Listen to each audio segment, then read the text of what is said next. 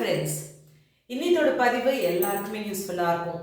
எப்படி நல்லா ஆழ்ந்த தூக்கம் தூங்கலாம் அப்படிங்கிறது, ரைட்டா?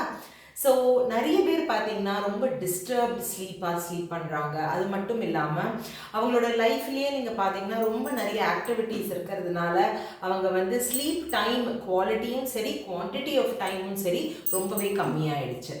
ஸோ இந்த குறிப்புகளில் நீங்கள் ஃபாலோ பண்ணினீங்கன்னா உங்களோட ஸ்லீப்பை நீங்கள் பெட்டர் பண்ணிக்கலாம்.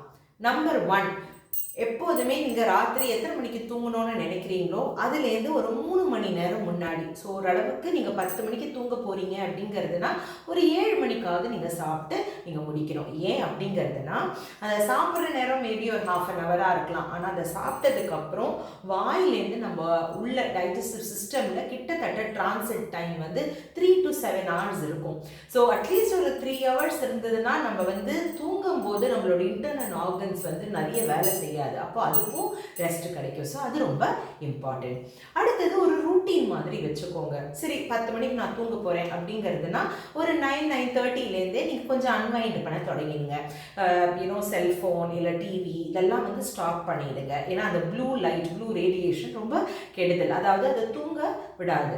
அடுத்தது அப்படிங்கிறது பார்த்தீங்கன்னா ஒரு ரூட்டீன் வச்சுக்கிறதுனால யூஸ்வலாக நம்ம என்ன பண்ணுவோம், ட்ரெஸ்ஸை மாற்றுவோம், பல் தேய்ச்சிப்போம், வீடெல்லாம் கதவெல்லாம் சாத்திட்டு லைட்டெல்லாம் அணைச்சு அந்த வேலையெல்லாம் நம்ம வந்து எவ்ரிடே ஒரு ரூட்டீன் மாதிரி, ஒரு சைக்கிள் மாதிரி நம்ம அதை பண்ணிகிட்டே இருக்கணும். அடுத்தது நம்ம எங்கே தூங்குறோம், அது ரொம்ப ரொம்ப முக்கியம். ஸோ எங்கே தூங்குறோமோ அங்கே ரொம்ப கிளட்டராக இருந்தோம்னா நம்மளுக்கு நல்ல தூக்கம் வராது, ஒரு மாதிரி டிஸ்டர்ப் ஸ்லீப்பாக இருக்கும். ஸோ எப்போதுமே நம்ம தூங்குற இடத்த நீட்டாக க்ளீனாக வச்சுக்கிறது ரொம்ப ரொம்ப முக்கியம்.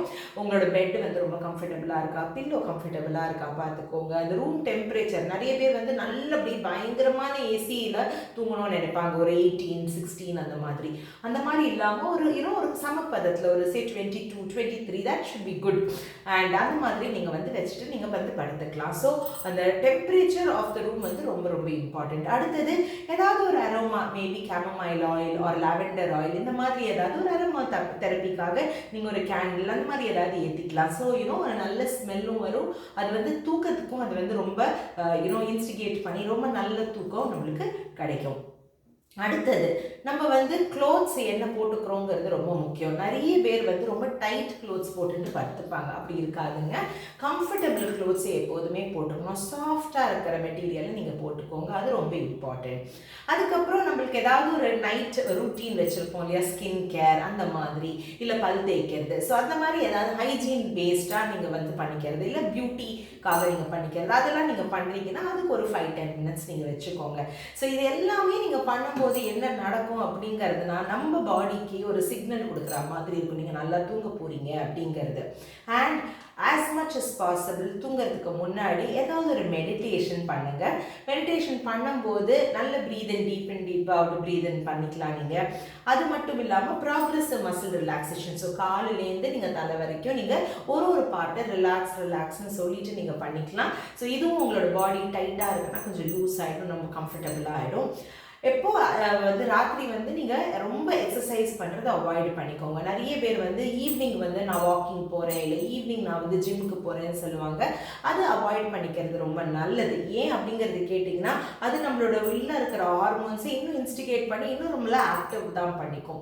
ஸோ அந்த மாதிரி பண்ணாமல் நீங்கள் வந்து என்ன ஒர்க்கிங் அவுட் ஆக்டிவிட்டீஸ் பண்ணுறீங்களோ அதுக்கு அட்லீஸ்ட் ஒரு 2-3 hours பிஃபோர் ஸ்லீப்பு நீங்கள் பண்ணிடுங்க. Because you want to relax your body. அதே மாதிரி இதெல்லாம் நீங்கள் அவாய்ட் பண்ணினா நல்லது. ஒரு காஃபி, டீ, ஸ்மோக்கிங், ஆல்கஹால் இதெல்லாம் தூங்குறதுக்கு முன்னாடி நீங்கள் அதை பண்ணுறது வந்து அவாய்ட் பண்ணிட்டீங்கன்னா உங்களுக்கு இன்னுமே better sleep, quality of sleep பெட்டராக இருக்கும். நிறைய பேர் வந்து மெக்னீஷியம் பேஸ்ட் ஃபுட் சாப்பிடுவாங்க, இல்லை மெலட்டோனின் டேப்லெட் சாப்பிடுவாங்க ஒரு நல்ல தூக்கம் வரதுக்கு. நம்ம இப்போ கொடுக்குற குறிப்புகள் எல்லாமே நீங்கள் ஃபாலோ பண்ணினீங்கன்னா நீங்கள் வந்து நிம்மதியாக எந்த மெடிக்கேஷனும் இல்லாமல் நீங்கள் நல்லபடியாக தூங்கலாம். நீங்களும் ட்ரை பண்ணி பாருங்கள். தூக்கம் ரொம்ப இம்பார்ட்டன்ட் ஃப்ரெண்ட்ஸ். அட்லீஸ்ட் ஒரு 6 to 8 hours of unadulterated sleep நம்ம எல்லாருக்குமே வேணும். நீங்களும் பண்ணுங்க. ஏன்னா ஹெல்த் இஸ் வெல்த்.